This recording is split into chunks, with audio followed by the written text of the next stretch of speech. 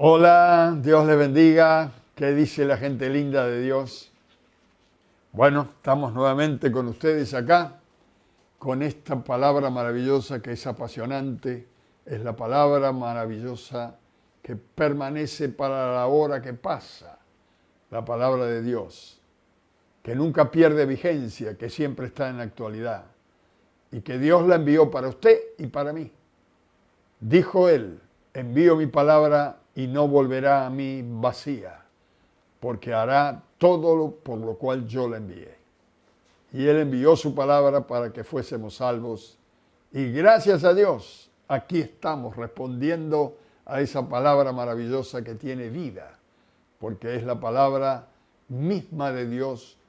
Y con esa palabra creó de la nada todo lo que existe, y aún a nosotros, porque Él es Dios y nosotros su creación. Dios les bendiga. Para los que no me conocen, soy el pastor José Manuel Carlos y estoy transmitiendo este mensaje desde nuestros estudios aquí en la calle Necochea 1066 La Boca, capital federal de Argentina, para todos los amigos conocidos que nos ven de tantos lugares, dentro de nuestro país, los pueblos de nuestro país, las ciudades, las provincias y aún nuestros queridos hermanos de los países limítrofes de Argentina, más allá, Francia, y tenemos gente en Italia que nos sigue, en España, familiares, amigos, conocidos, pastores de Estados Unidos que nos ven. Dios les bendiga muchísimo. Estamos aquí recordando y, para los que no saben, enseñando los principios de la iglesia primitiva hasta llegar a los días de hoy. Vamos a ir acercándonos porque tenemos que saber de dónde venimos, dónde estamos y hacia dónde vamos. Estuvimos diciendo el miércoles pasado, estuvimos hablando de que la iglesia crecía una vez que el Señor fue al cielo. Los apóstoles predicaban, se entregaban al Señor 5.000, al poco tiempo 8.000. No sé, era un crecimiento explosivo. Entonces hubo que ir agregando autoridades, personas que pudieran seguir enseñando porque los apóstoles no daban abasto. Entonces vimos cómo pusieron diáconos, cómo pusieron ancianos en todos los lugares, pastores, en lugares donde se iba abriendo nuevos lugares, casas de oración, casas de predicación, porque la iglesia creció y nació en las casas. Allí estaba la prédica de la verdad, porque no había templo como los que vemos hoy. Cómo crecían tanto los lugares y el evangelio seguía creciendo y avanzando y multiplicándose los discípulos, hubo necesidad de poner supervisores.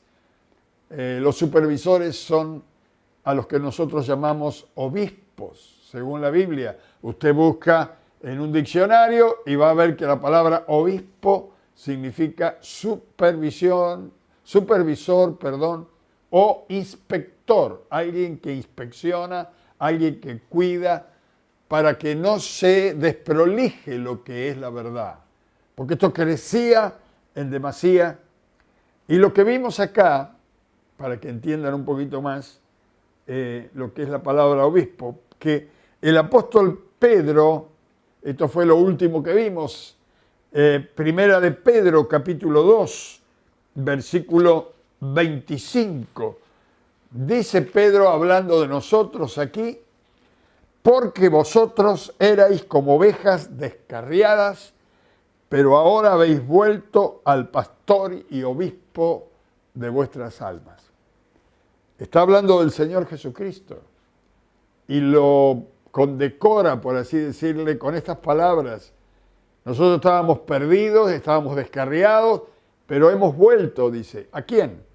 A Jesús, al pastor y obispo de nuestras almas.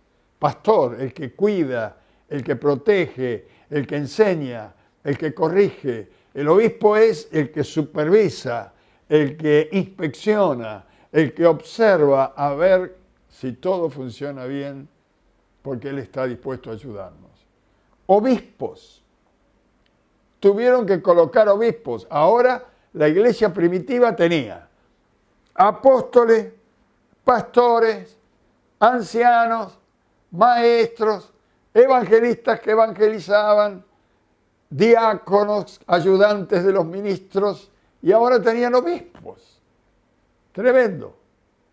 Obispos, inspectores, observadores, a ver de cómo funcionaba todo. Mire, usted va a encontrar, por ejemplo, la Iglesia Católica es la más conocida en todo el mundo. La Iglesia Católica tiene obispos. Y usted va a encontrar o va a oír cuando dicen que el obispo tal, que pertenece a tal diócesis, o que tiene a cargo la diócesis de tal lugar. Los obispos son los encargados de varias iglesias. Están supervisando diferentes iglesias. A veces los obispos de la Iglesia Católica están sobre países. Otras veces hay 2 o 3, 4, depende el tamaño del país. Y son obispos zonales, supervisores. Estos obispos los elige el Papa. Entonces, hermanos, en aquel entonces, si vamos para atrás, los apóstoles elegían a los obispos, elegían a los pastores. Los diáconos fueron elegidos de entre la gente, pero los que pertenecían al ministerio espiritual eran escogidos, elegidos, separados por los apóstoles. Hay una palabra que se usa mucho en fútbol, seleccionados. Bueno, los apóstoles seleccionaban, entre el pueblo seleccionaban, sacaban algunos selectos para que estuvieran al frente, oraban por ellos, les imponían las manos, el Espíritu Santo venía sobre ellos y el pueblo respetaba estas autoridades. El obispo mayor, por así decirlo, en el tiempo apostólico fue el apóstol Pablo, porque él fue enviado al pueblo que no era judío. Él salió de Jerusalén para ir a Italia, para ir a predicar, y por gracia y misericordia de Dios, y por Pablo que salió de Jerusalén y que salió de allí, de Israel, para predicar a los demás, nosotros hoy hemos conocido el Evangelio. Gracias al apóstol Pablo. Ustedes van a encontrar en el libro de los Hechos que el apóstol Pablo abrió la primera iglesia en Antioquía. Y cuando un día los discípulos de Pedro y de Juan, que eran de Jerusalén, visitaron a los pastores, a los discípulos de Antioquía, encontraron que había una diferencia tremenda, porque los discípulos de Antioquía no tenían una base religiosa como los judíos en Jerusalén, que venían medio mezclados con la religión judía. Estos no, estos estaban fuera del contorno de lo que eran los israelitas. Así que ellos conocían a Jesús y conocían a Pablo. No sabían lo que era la circuncisión, ellos comían lechón, los judíos no. Los judíos se circuncidaban como símbolo de pureza, limpieza, ellos no. Entonces había una diferencia, pero había una coincidencia. Recibían a Jesús y eran perdonados sus pecados y sus nombres eran escritos en el libro de la vida.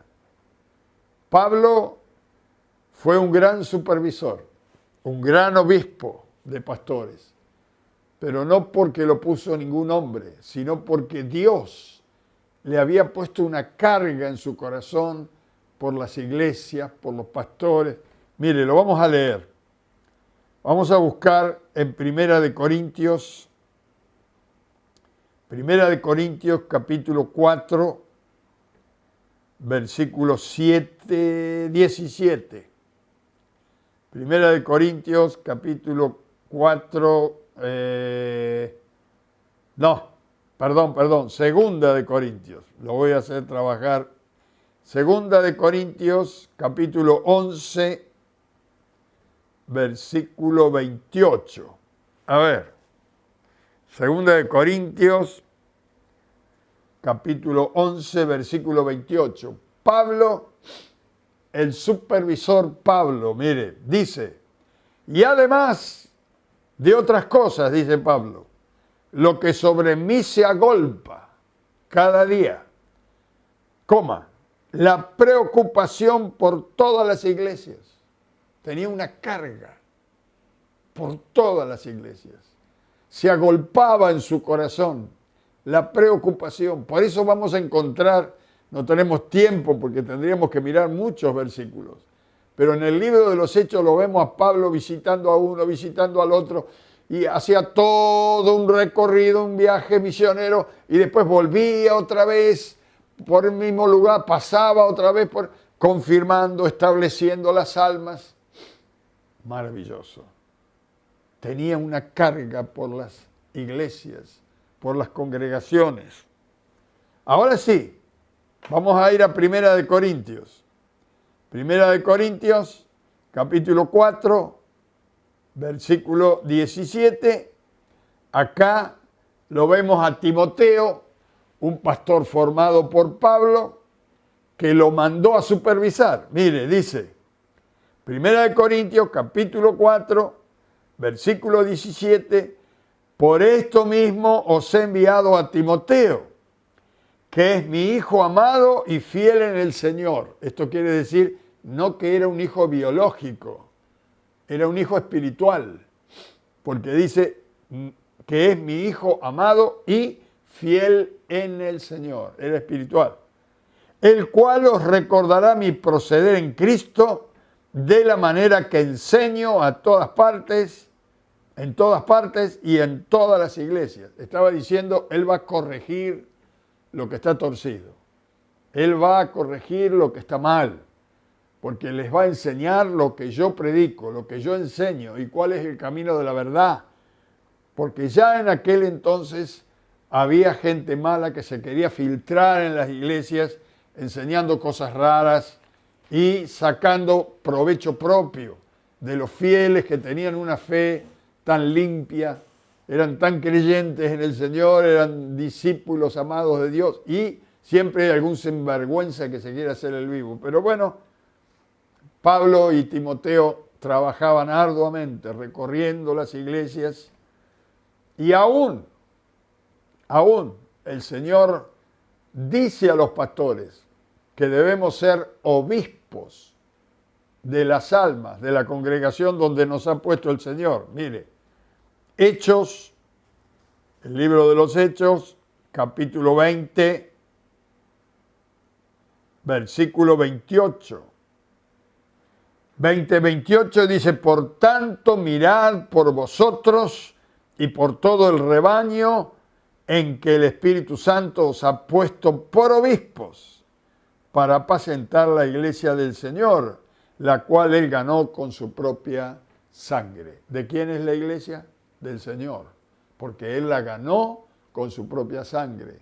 Y le dice a los pastores a través del Espíritu Santo, ahora ustedes sean observadores, sean obispos, supervisen si la doctrina está bien, si los creyentes funcionan y andan bien, si los fieles, si los discípulos están transmitiendo el mensaje correcto, la pura verdad o la verdad pura de la palabra de Dios, sin adulterar la palabra de Dios. Ustedes sean discípulos y a la vez supervisores de ellos, primero discípulos de Dios y luego supervisores de la grey. Pastores amados, Dios nos ha puesto por obispos y pastores a la vez, que son dos ministerios distintos. Pero fíjese, la iglesia ahora ya tenía apóstoles, pastores, evangelistas, maestros, ancianos y supervisores, obispos. A partir de allí, la iglesia siguió creciendo y creciendo y creciendo. Y los apóstoles partieron con el Señor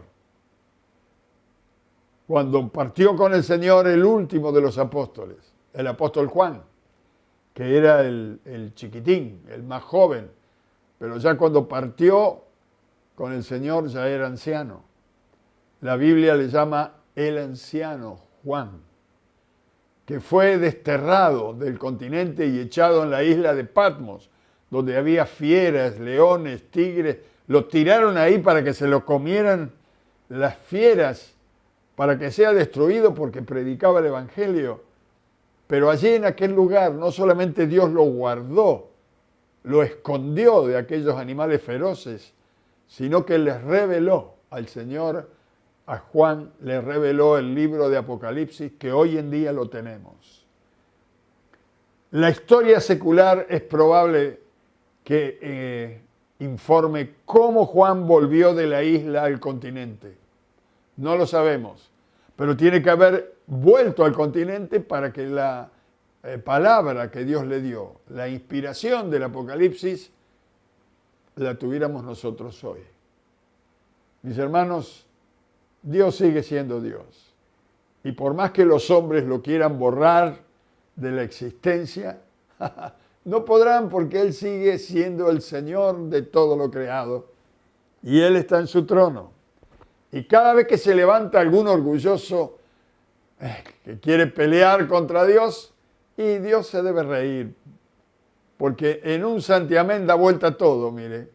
Y esta gente pobre, mala, orgullosa y tonta, porque no otro calificativo no le pueden dar, terminan desapareciendo del mapa, ellos, pero Dios sigue siendo el mismo. Ayer, hoy y por los siglos. Ahora, hermanos,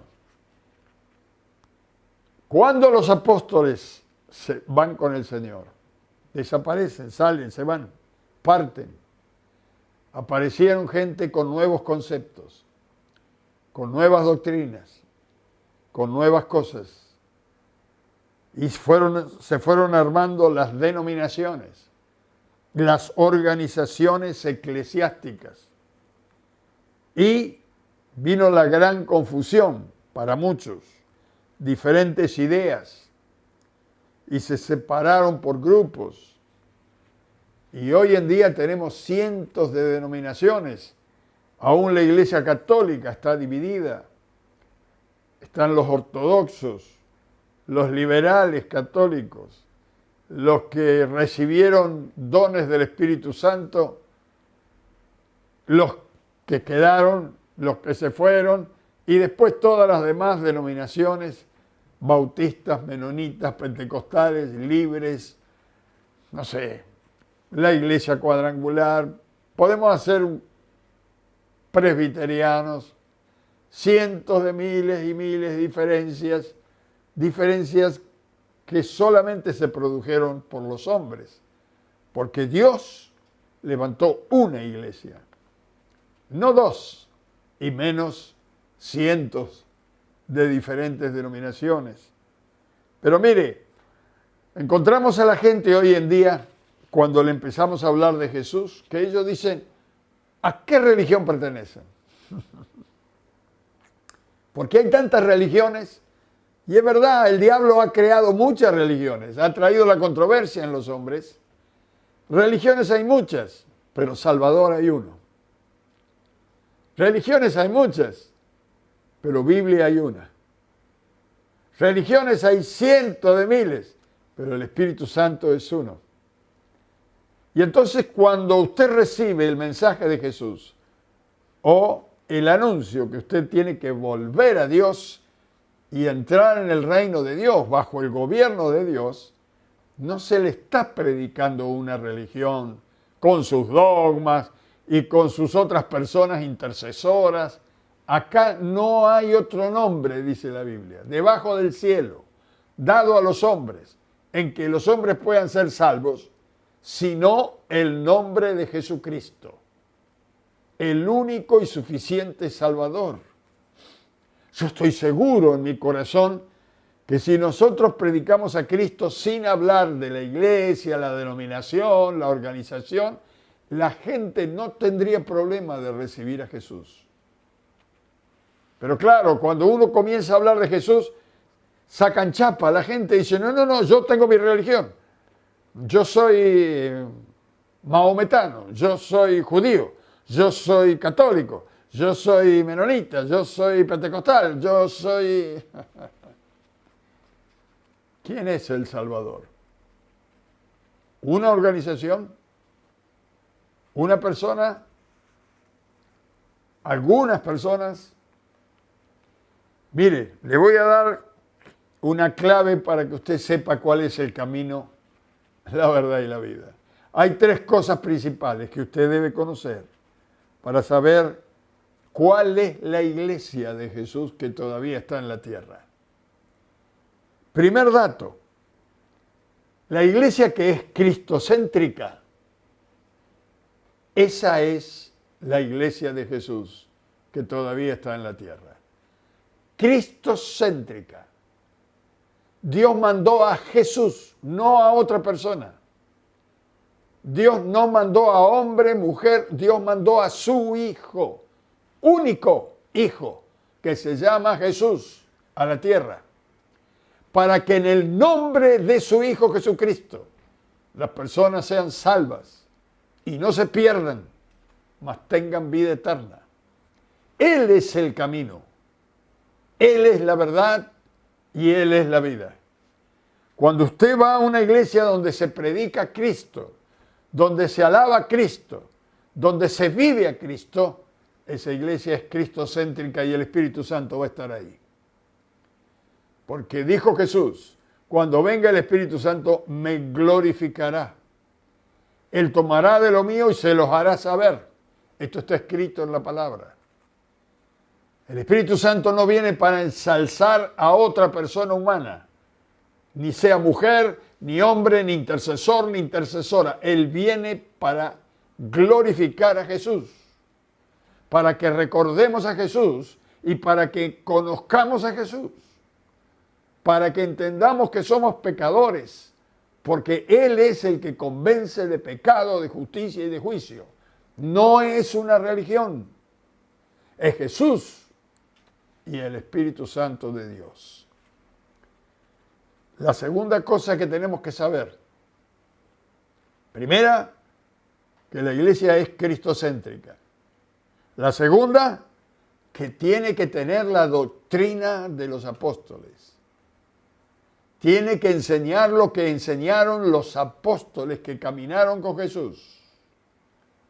El mismo apóstol Pablo, hablando a la iglesia de Gálatas, dice, si alguno predicara algo que no está conforme al evangelio de Jesucristo, que predicaron los apóstoles, si aún un ángel del cielo apareciera y quisiera predicar un evangelio diferente, dice Pablo, sea anatema. Este es contra de Dios, es contra de nosotros. Quiere decir, hermanos, que si usted entra a una iglesia y es cristocéntrica, glorifican a Jesús, aman a Jesús, viven a Jesús y tienen la doctrina de los apóstoles y no adulteran la palabra de Dios, sino que viven y practican lo que están enseñando, usted está en la iglesia primitiva de hoy, la misma de ayer, y que será la misma en el futuro. La iglesia de Jesús. Y tercero, el Espíritu Santo estará haciendo la obra de Jesús. Allí en la iglesia donde usted va a entrar y escuchar el mensaje, allí el Espíritu Santo estará haciendo señales, estará haciendo milagros, estará haciendo sanidades, estará transformando las vidas, estará rompiendo con los vicios de las personas, estará desatando a los oprimidos y liberando a los presos espirituales. El Espíritu Santo estará obrando. Si el Espíritu Santo no está obrando allí, abra el ojo. Algo anda mal. Tres cosas. La iglesia debe ser cristocéntrica. Segundo, la iglesia debe tener la doctrina de los apóstoles. Tercero, el Espíritu Santo debe estar obrando, porque el cielo y la tierra pasará, pero la palabra y Dios permanecen para siempre. El Salvador sigue siendo Jesús. El Señor y dueño de todo lo creado sigue siendo Jesús. Si tiene a Jesús, tu vida, si tienes en tu vida a Jesús, es suficiente. Ya no necesitas más. Solamente debes vivir para Él. Pero Él llena tu vida con su salvación, con su amor, con su misericordia, con su poder. Es seguir viviendo y haciendo su voluntad. Dios manifiesta esto en la Biblia y lo tenemos que saber. Ahora, hermanos, ¿cuál es la diferencia? ¿Cuál es la diferencia entre la iglesia primitiva del principio y con la iglesia de hoy? Con el correr de los días y de los tiempos, la iglesia pasó a ser muy pasiva. Y no es que el Espíritu Santo no tiene poder para hacer la obra que hacía antes, como si hubiera perdido poder o como si hubiera perdido vigencia. Es la iglesia la que ha cambiado, influenciada ya sea por las fuerzas políticas que la quieren oprimir en distintos lugares, o que sea un desgaste, una falta de conocimiento y experiencia personal con el Señor. Algo está pasando y le voy a decir por qué. ¿Qué tenían los discípulos de la iglesia primitiva que hoy los creyentes de hoy no la tienen? Eso tenían. Que hoy son simplemente creyentes. En la iglesia primitiva eran discípulos. Y usted va a encontrar desde el libro de los Hechos para adelante que lo que crecía era el número de los discípulos. No dice el número de creyentes, dice el número de los discípulos. Y cada día el Señor agregaba a los que iban a ser salvos y el número de los discípulos crecía enormemente. Y por causa de que los discípulos crecían, y por todos lados sigue la palabra discípulo, si en algún lugar en la Biblia aparece la palabra creyente o creer, es porque tiene que ver con la traducción del original y no combina con nuestra palabra, con el español. ¿Por qué? Porque la palabra que usa la Biblia es fe. Fe no es creer. El que cree puede creer en esto, en aquello, en lo otro y puede creer en 1000 cosas. Pero fe, la fe es un don de Dios. No es que está en el hombre, es un don de Dios. Y se produce fe en nosotros por medio de la palabra. En el oír y en el oír la palabra de Dios. Fe es, no dice viene, dice fe es por el oír y el oír por la palabra de Dios. La capacidad de oír en el espíritu, porque algunos oyen con las orejas, con la mente, pero no pueden recibir la palabra en el espíritu, no la disciernen, no pueden entenderla. Así que si usted está oyendo hoy y está entendiendo, quiere decir que Dios le está dando vida espiritual. Su espíritu está tomando vida por la palabra. La Biblia habla de los discípulos de Juan, habla de los discípulos de Jesús, habla de los discípulos de Pedro, habla de los discípulos de Pablo. Todos eran discípulos. Y aunque hay momentos que dice, y los que creyeron fueron bautizados. Es porque ahí no encaja la palabra fe o discípulos. Por el fraseo, el término de la traducción. En el original siempre está hablando de discípulos. Le voy a decir por qué. Los creyentes o la persona creyente es alguien que cree en alguien o en algo. ¿Vio? Hay gente que cree en algo, en la luz mala, la luz buena, no sé, cree en algo, cree en el horóscopo, no hace nada si no lee el horóscopo. El otro cree en aquella cosa y también cree en Jesús. Esto es un creyente.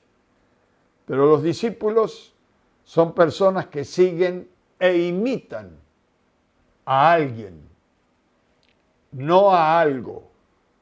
A algo no lo puedo imitar, a algo no lo puedo seguir, pero a alguien sí. Y ese alguien se llama Jesús. Discípulo es alguien que sigue a su maestro, aprende de él e imita a esa persona. El creyente solo habla de lo que cree, la palabra creyente. La persona que dice que es creyente habla de lo que cree. El discípulo imita a quien sigue y discipula a otro. Lo lleva consigo y le dice, haced todo lo que yo hago, como decía Pablo. Imítenme a mí como yo imito a Jesús. Este es un discípulo que discipula, transmite vida, no solamente conceptos e ideas, sino que transmite vida. El creyente solo se congrega para oír, a ver si aumenta un poco más su creencia. Pero los discípulos viven discipulando, visitando, llevando a los nuevos a buscar a otros. Vienen a la iglesia a servir, a ver a quién pueden discipular. Y salen a la calle a ver quién pueden discipular. Bueno, esto se logra también por las casas, hermanos. El discípulo trabaja en las casas, en los hospitales, en las escuelas, en el trabajo, en la rueda de amigos. Siempre está discipulando. El creyente solamente en la iglesia.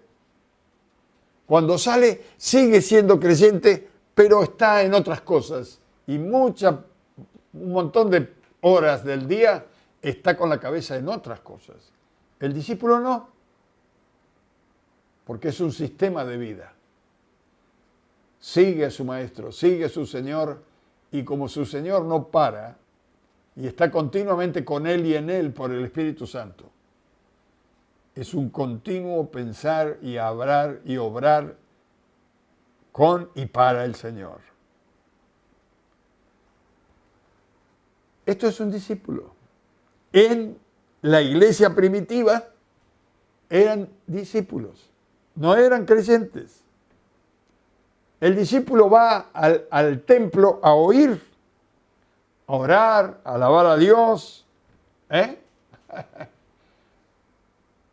Pero hay tantos que van porque necesitan dar de Dios. ¿Vio como decía Pablo, la carga por las iglesias? Voy a ir a la iglesia a ver si hay alguien que necesita a Dios allí y no ha entendido bien la palabra, le voy a ayudar, le voy a dar una palabra de fe, voy a orar por esa persona, la voy a acompañar. Está discipulándolo. Pero hay personas que solamente piensan en sí mismos. Estos son creyentes. El discípulo tiene una vida interna que el creyente no la tiene. La relación plena con Dios. Tiene una relación con su Señor. Habla con Él permanentemente. Camina con Él. Está a solas con Él. Ora con Él. y ora por otros, a Él. Está asociado. ¿Sabe lo que es un socio? El discípulo tiene un asociamiento con el Señor, si cabe la palabra. Él es el que lo guía y el discípulo es el socio del Señor. Tienen el mismo sentir, la misma meta, hacen lo mismo, actúan lo mismo. La diferencia es que Él es el Señor y el discípulo un colaborador. Habla como Él, actúa como Él, es parecido a Él. Mírese al espejo y vea si usted se parece a Jesús. Fíjese cómo actúa cuando sale, cuando está con los amigos, cuando está con los desconocidos y conocidos, cuando está con la familia. ¿Cómo actúa? ¿Se parece a Jesús? Si usted está actuando como Jesús, usted es un discípulo y está integrando la iglesia de Jesús de hoy. Quiero terminar con esto. Vamos a ir a San Juan, Evangelio de San Juan. San Juan, capítulo 13, versículo 20. Dice el apóstol Juan, hablando en primera persona como si hablara Jesús, dice, de cierto os digo, el que recibe al que yo enviare, me recibe a mí, y al que me recibe a mí, recibe al que me envió. Esto es un discípulo, mi estimado amigo. El que recibe al que yo enviare, dice Dios. Si usted va a una casa y lo reciben y usted comienza a hablar y de alguna manera tiene la gracia de Dios para que lo reciban, la gente, permítame la expresión, se enamora de usted. Le agrada su manera de hablar, su proceder, su manera de pensar. Si la persona se agrada de usted, entonces después usted va a poder hablar de Jesús y ellos van a recibir a Jesús. Pero primero lo tienen que recibir a usted. Si no lo reciben a usted, tampoco van a recibir a Jesús. Jesús dijo, el que recibe a que yo enviare, me recibe a mí. Ahora, ¿qué pasa si es al revés? El que no recibe al que yo envío, no me recibe a mí. Y si no me recibe a mí, tampoco me recibe al que me envió. Pero el texto dice, si reciben a quien yo envío, me recibe a mí. Y si me recibe a mí, recibe al que me envió. Hay mucha gente que no se preocupa de esto y algunos ya tienen la batalla perdida. No, yo voy a ir a hablar y me van a rechazar. ¿Por qué? ¿Sabe qué hacían los apóstoles? Oraban a Dios, Señor, danos gracia. Danos denuedo para predicar tu palabra. Y luego decían, y mientras predicamos tu palabra, extiende tu mano de poder y haz señales, prodigios y milagros en el nombre de tu santo Hijo Jesús. Cuando ellos salieron después de la oración, dice que el Señor salió con ellos y los acompañaba con las señales, prodigios, tal como oraron, porque eran discípulos. Tenían el mismo sentir que su maestro. Hacían lo que su maestro quería hacer. Iban juntos y tenían una misma meta. No es como el creyente que piensa, bueno, el domingo voy a volver a la iglesia. Muy lindo el sermón, voy a volver el domingo a ver qué es lo que predica. Para después el otro domingo voy a volver el otro domingo para ver, porque me hace falta escuchar la palabra de Dios. Pero, ¿qué estás haciendo con tu vida? ¿Qué estás haciendo con el Salvador? ¿Qué estás haciendo con el mensaje apostólico que tenemos que ir a predicar a toda criatura y por todos lados. Te falta ser discípulo. Quiero terminar con esto. No sé si hay alguien nuevito del otro lado, porque yo estoy frente a una cámara. Del otro lado me ven miles. Y no sé si dentro de toda esa cantidad hay uno o una que está mirando por primera vez. Y tal vez practica una religión. O tal vez dice, yo soy creyente de años, Yo voy a la iglesia todos los días de reunión, no falto una, yo soy fiel, yo me bauticé, bla, bla, bla. Todo bien. Pero ¿sos un discípulo? Recuerda que el discípulo vive a Cristo. Por los poros le sale a Cristo. Cuando habla de Cristo. Y cuando está donde está y con quién está, sabe la gente que el discípulo es un discípulo. No necesita chapa ni charreteras. Es discípulo. ¿Quieres recibir a Jesús? Este es el comienzo. Pero una vez que invitas a Jesús a entrar en tu vida, entonces después comienza a hablar de Él a otros y a decirles, síganme, sean imitadores de mí, como yo lo soy de Cristo. Y el Señor hará milagros contigo y a través de ti. ¿Quieres recibir a Jesús? Vamos a orar. Repite conmigo, Padre que estás en los cielos. Quiero recibir a Jesús como mi Salvador. Entrego mi vida a ti para que tú hagas con ella como lo has planeado y como lo has pensado. Perdóname mis pecados, perdóname todas mis injurias, mis malos pensamientos. Señor, perdona mi ignorancia porque no sé nada de ti, ayúdame. Quiero conocerte más. Permíteme que entre en tu reino. Quiero caminar contigo todos los días desde ahora y para siempre. Te lo pido en el nombre de Jesús. Y te doy gracias. Amén. Amén. Y amén. Cuando termine este programa, vaya a un lugar a solas y ore a Dios. Cierre la puerta atrás de usted para que nadie lo moleste y ore y hable con su Dios. Y el Dios que ve en lo secreto lo va a recompensar en público. Recuerde que estamos los domingos y los miércoles a las 9 de la noche. Dios le bendiga y bienvenido al reino. Y al pueblo que nos está mirando, le mandamos un gran abrazo.